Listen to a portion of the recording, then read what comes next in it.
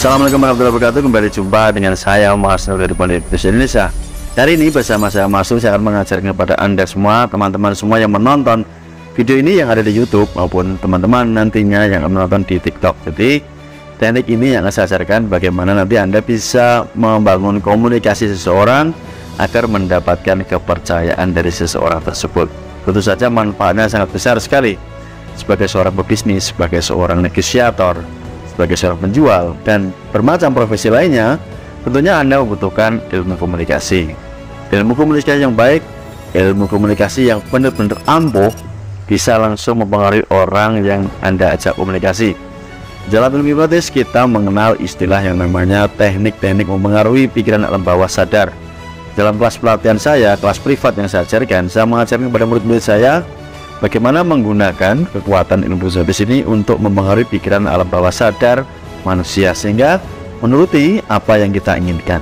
Nah, kali ini saya akan membagikan kepada Anda sebagai seorang yang ingin, tertarik, penasaran, dan mau menguasai ilmu hipnotis. Anda harus menguasai teknik ini. Apa yang ingin saya ajarkan? Oke, silahkan ditunggu. Saya akan jabarkan secara detail.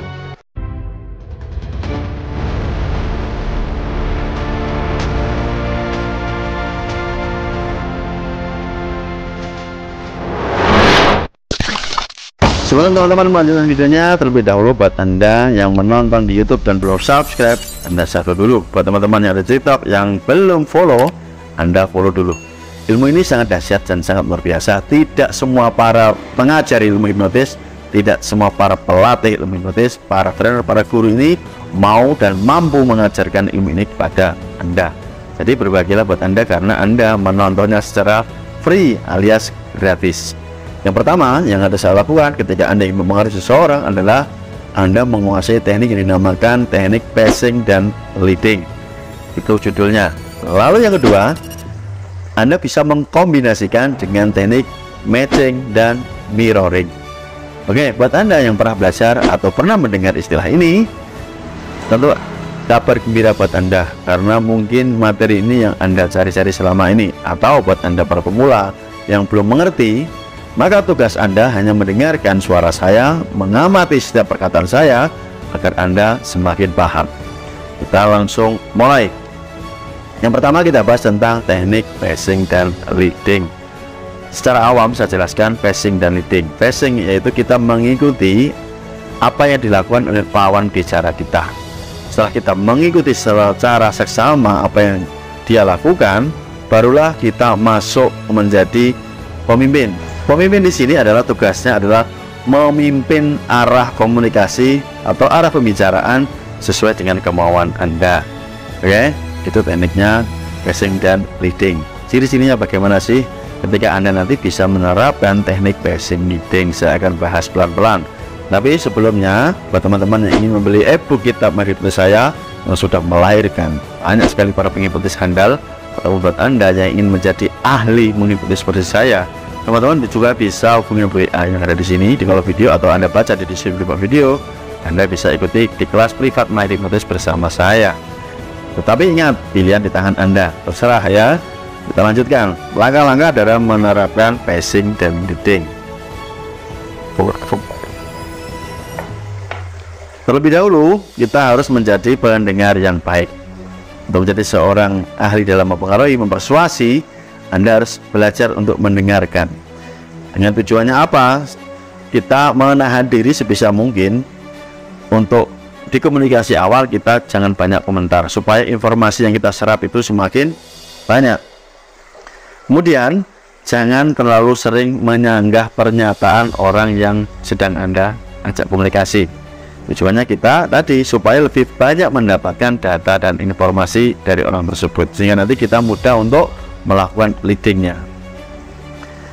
Dilanjutkan adalah perhatikan dan kenali struktur kalimat yang diucapkan ya. Kita harus sering menghafal nih, mulai dari kata-katanya apa ya, kemudian kata subjeknya apa yang sering diucapkan, terus objek-objek yang sering dia ucapkan itu apa, kemudian kata kerja yang sering dia gunakan apa, hingga keterangan apa yang dalam kalimat orang tersebut. Tujuannya apa sih? Kita tahu nih, misalkan dia menerangkan tentang objek, dia bercerita nih kalau liburan kemana, ke gunung, oh berarti ini orangnya suka jalan-jalan liburan gitu ya. Subjek misalnya dia sendiri, saya tuh orangnya seperti ini loh mas. Nah jadi kita tahu karakter orangnya dan kata kerja yang sering dia gunakan ya, kita bisa mengenali di sana.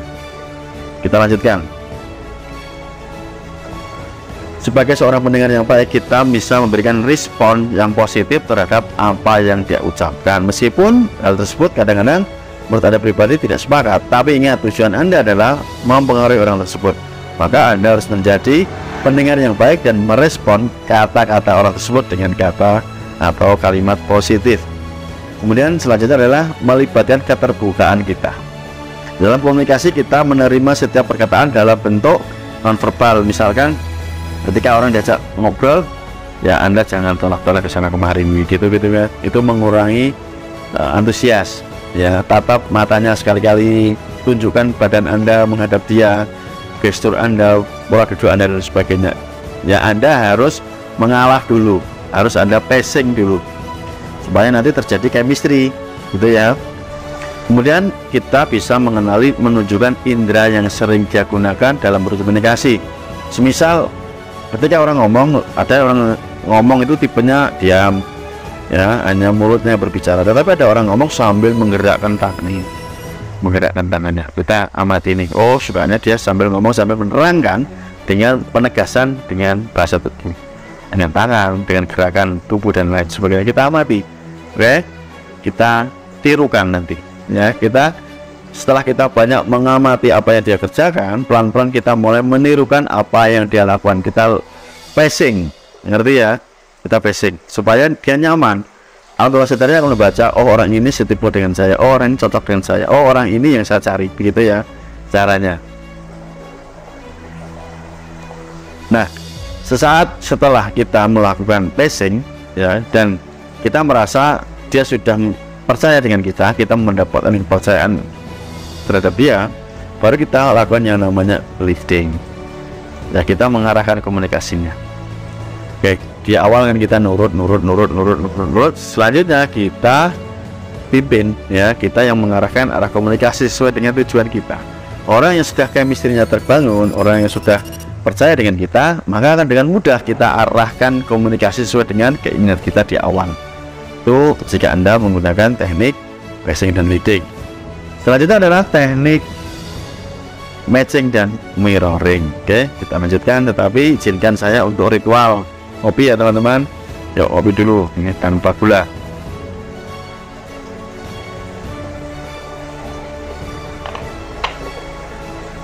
Teknik matching dan mirroring ini hampir sama dengan teknik pacing leading, tapi ada hal yang membedakan ya. Yang pertama kita bahas tentang teknik mirroring. Mirroring itu seperti cermin, bercermin. Jadi kalau di awal tadi pacing ini kita menirukan, dia gerakan apa, katanya apa, kita mirip-miripkan, kita tiru-tirukan ya. Kalau mirroring kita menggunakan cermin. Coba Anda bayangkan kalau Anda di depan cermin itu ngapain sih? Gerakan yang Anda lakukan akan ditirukan oleh orang yang ada di dalam cermin, yaitu diri Anda sendiri. Maka ketika Anda melakukan teknik mirroring ini, Anda bisa melakukan mirroring ini bisa dengan bahasa nonverbal, dengan gerakan dia duduknya sender, Anda ikut sender pelan. Oke, kalau dia mengambil rokok seperti saya sambil menghisap, sesaat kemudian Anda tirukan dengan cara halus. Anda banyak menirukan atau bercermin dari dia, Anda tirukan persis gitu ya. Atau kata-katanya, penegasan, kalau dia kata-katanya keras gitu, kencang, tegas, ya Anda harus menggunakan pola yang sama. Kalau dia pelan, lembut, Anda turunkan nada bicara Anda, intonasi Anda. Oke, banyak sekali ya. Jadi Anda harus mengamati dari fisik, gerakan-gerakan orang tersebut, nada bicara, aksen ya. Aksen itu kayak bahasa orang kan, setiap orang punya ciri-ciri aksennya. Kemudian kecepatan bicara dan intonasi apa yang dia ucapkan, ya kita berusaha untuk menirukannya. Terus Anda mencoba untuk membayangkan dan mengimajinasikan bahwa Anda adalah dia, gitu loh. Saat berbicara, bayangkan di pikiran Anda adalah dia, supaya persis sama ketika Anda melakukan matching ya, melakukan mirroring, ngerti ya? Nah, supaya teknik matching dan mirroring ini kuat, maka Anda harus konsisten ketika melakukannya. Jadi usahakan pertahankan selama mungkin ketika Anda menirukan gerakan-gerakan orang tersebut. Barulah setelahnya Anda memasukkan pola apa yang ingin Anda berikan kepada dia. Semisal Anda sedang berbicara ya, mungkin 15 atau 20 menit Anda banyak menirukan gerakannya dia, Anda coba tes. Giliran Anda yang buat gerakan, apakah gerakan Anda ditirukan oleh orang tersebut? Jika Anda gerakan baru, Anda buat gerakan baru dan orang tersebut menirukan Anda, itu tanda bahwa dia sudah ngikut Anda, ya. Atau kata-kata Anda, dia sudah mulai follow, mengikuti kata-kata Anda, yaitu tandanya dia sudah tersugesti oleh Anda, terpengaruh oleh Anda. Oke, ini adalah gambaran singkat ketika Anda mempelajari teknik passing leading dan matching mirroring. Buat Anda yang ingin mendalaminya, tentu saya tidak akan memberikan detailnya tekniknya di sini ya. Ini hanya khusus untuk murid-murid saya yang saya ajarkan bagaimana mereka menjadi seorang ahli hipnotis, ahli mempengaruhi, baik itu dengan hipnotis yang biasa ya, direct sugesti langsung, ataupun dengan indirect sugesti, covered hipnosis, hipnosis subuk, hipnosis halus dan lain sebagainya.